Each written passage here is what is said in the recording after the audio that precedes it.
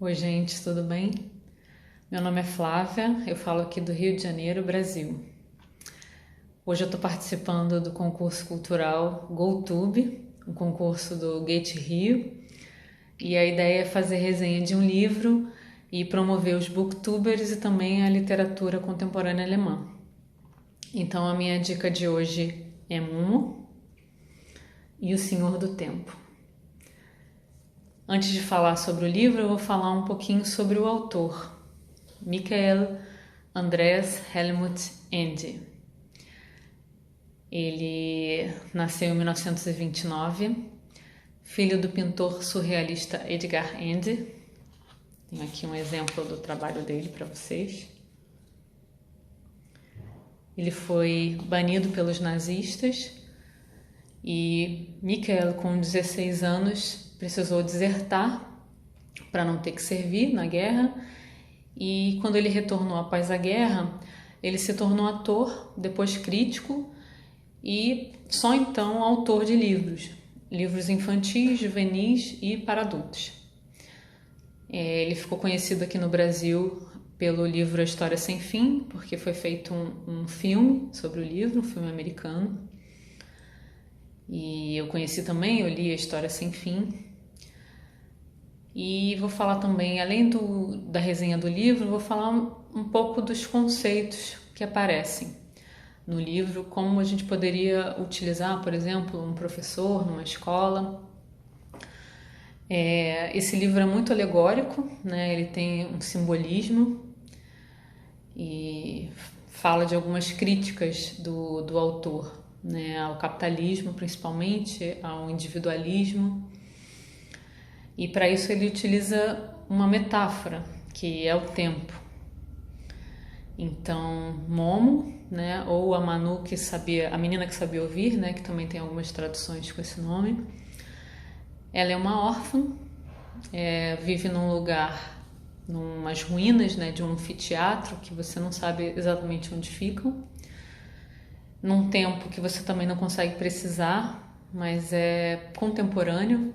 Pela leitura você consegue ver elementos da contemporaneidade.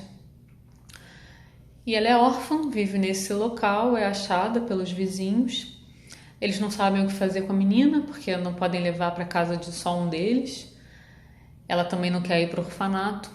Então eles decidem que cada um vai ajudar à sua maneira. Então um marceneiro faz móveis, outras pessoas levam mantimentos, levam cobertas. E ela se instala ali, começa a fazer parte daquela comunidade. E as pessoas, ao levarem as coisas, vão conversando com ela, contando as próprias histórias, falando sobre os conflitos. E eles percebem que ela é uma menina especial, porque ela os ouve e os transforma através desse processo, dessa conversa. Mas ela nunca fala nada, ela só ouve. Então ela tem alguns amigos, né? Tem as crianças, tem Beppo, o varredor, que é um senhor mais velho que vai às ruas. Tem Gigi, o guia, que inventa várias histórias, né, para contar para os turistas sobre aquelas ruínas. É uma fonte inesgotável de histórias. E ele diz que a origem dessas histórias está em Momo. Ela cria, de alguma forma, esse espaço para a criatividade dele fluir. Então um dia um homem cinzento, né, chega e fala com uma pessoa da comunidade, vai convencendo outros sobre o uso do tempo, né? A ideia que ele tenta vender e vai conseguindo é que as pessoas têm que economizar ao máximo o tempo que dispõem para usar de uma maneira útil no futuro. E ele consegue convencer as pessoas da comunidade, elas vão se tornando cada vez mais escravas das suas tarefas e cada vez tem menos contato com outras pessoas, inclusive com o Momo. E isso faz com que a menina fique super preocupada, né? Ela não sabe o que está acontecendo. E um desses homens cinzentos a procura, tentando convencê-la também a poupar seu tempo. Tenta comprá-la com bonecas caras, com brinquedos caros, porque ela é pobre.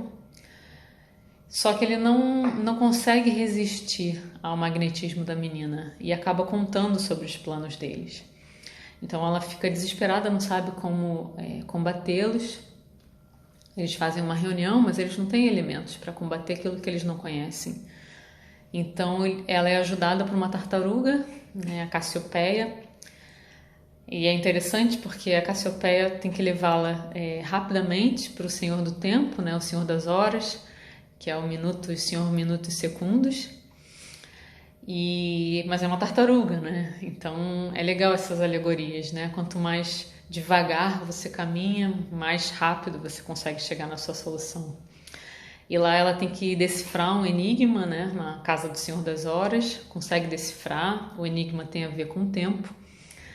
E depois que ela decifra o enigma, ele abre uma porta e ela consegue visualizar, fazer uma viagem que nada mais é do que uma viagem para dentro dela mesma, né? Através de músicas e de cores, ela tem acesso privilegiado aos sentimentos e aos sentidos dela mesma. E com isso ela acha o sentido da vida dela e se fortalece para combater os homens cinzentos.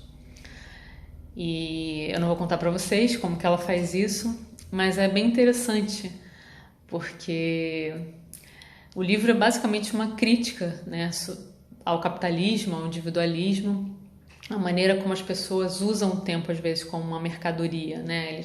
O trabalho tem que ser feito de uma determinada maneira, num certo tempo, né? Com uma certa duração, e cada vez a gente tem mais acesso a informações e cada vez menos conteúdo, cada vez menos tempo de lidar com as pessoas, né? De se doar às pessoas.